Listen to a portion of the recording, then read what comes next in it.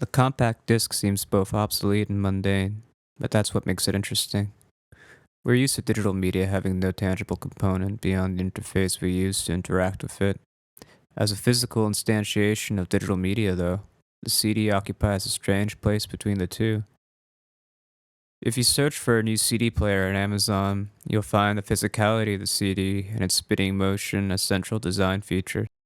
They're often transparent and verticalized, allowing you to watch the disc as it spins. Some even mimic the form factor of a record player. The vinyl record reproduces music through touch. The needle touches the grooves of the record, and the vibrations are turned into electrical signal, amplified, and turned back into sound. This tactility is what fascinates us about them. The sound warbles as the record does. Its grooves are sound waves and can be read. The mechanical transparency of the vinyl record makes its content harder to separate from its physicality. Touch transforms it. Each record becomes a more individuated instantiation of the master recording every time it's played. A compact disc is comparatively opaque, even though its playback mechanism is more akin to sight than touch. I held on to all of the CDs from my early years as a music listener. I've been wondering if I have any affection for them as objects. The shift towards intangible digital media has habituated us to the notion that our relationship is with the thing itself. We don't generally feel affection for a file. Where does that leave the CD? To understand the relationship between the object and its contents, and where my sympathies lie between the two, I decided to scratch some CDs. I picked 4 formative ones, about which I have vivid memories. Magical Mystery Tour is the first CD I remember listening to. We played it in the car all the time when I was very little. Whenever Strawberry Fields would play, I would imagine myself lying back on a giant scoop of strawberry ice cream.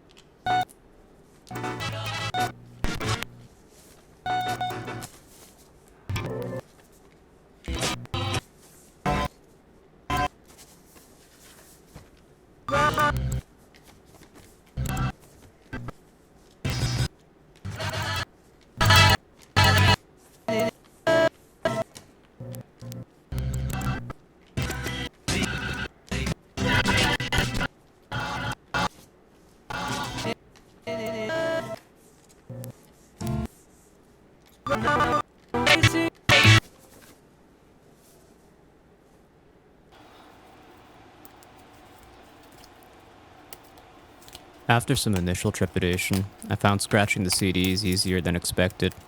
The gesture of pressing the razor blade against them even started to feel juvenile. First, in an adolescent way, like I was miming impotent frustration. Then I felt more like a kid filling in a coloring book. Later, I found myself actually frustrated, because CDs are very resilient, and it took several rounds of scratching to really damage them.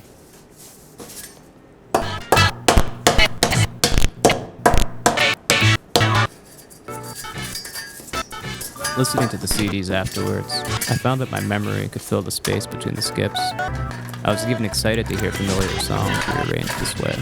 I didn't feel any sadness or loss about the discs, in part, I suppose, because I knew the information was still intact in my mind, and also in the discs themselves. A few years later, I was laid up in bed with the flu, and drifting in and out of terrifying fever dreams. A sibling came into the room and played the soft bulletin out of the computer speakers. The whirling synth strings and enormous drums of the first track were the most majestic thing I'd ever heard.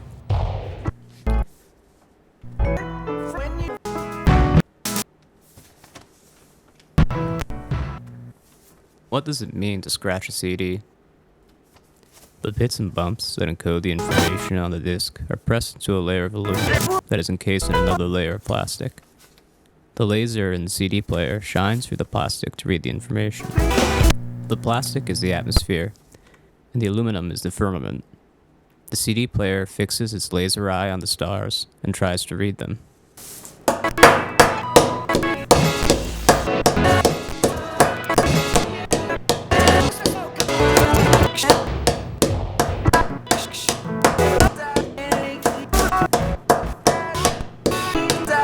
As I became obsessed with music and started buying CDs with my allowance, I began to dread the idea of buying a CD I didn't like. I thought Reckoning was extremely boring when I got it, but I listened to it again and again because I didn't want to feel like I had wasted the money. Months after I'd taken it off rotation, the songs would pop into my head, and I realized they were great.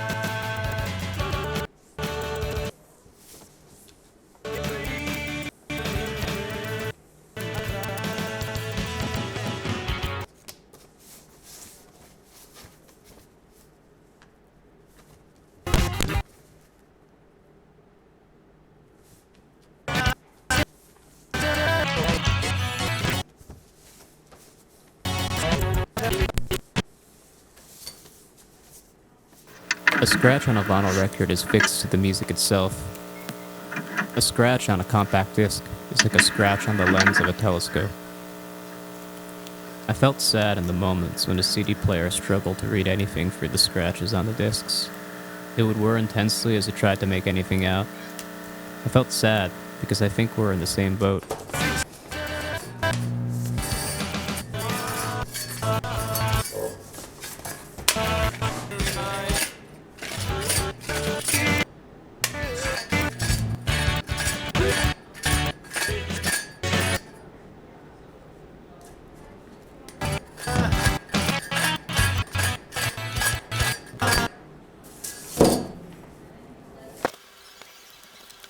My freshman year of college, my roommate and I picked up double nickels on the dime at an outdoor flea market. It was probably the last CD I bought before streaming took over.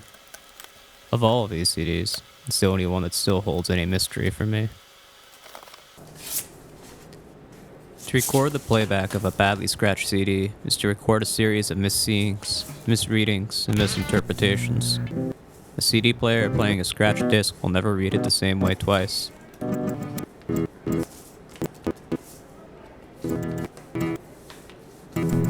We call what we hear in these playbacks glitches.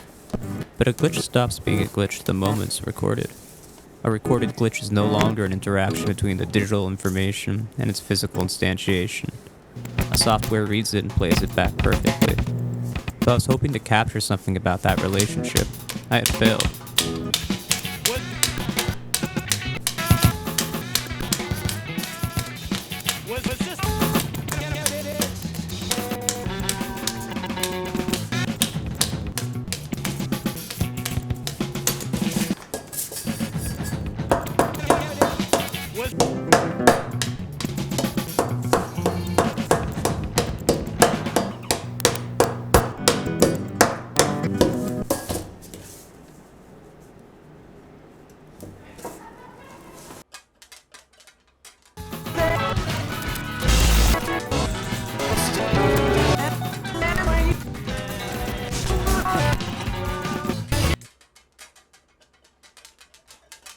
My only defense is that I'm trying to register my own experience of this process, not replicate it for you. These are impressions, not reproductions. I set the sound of the misreadings to my act of scratching as a fantasy of touch. I am pretending that I'm interacting with the stars, and not just the space between myself and them.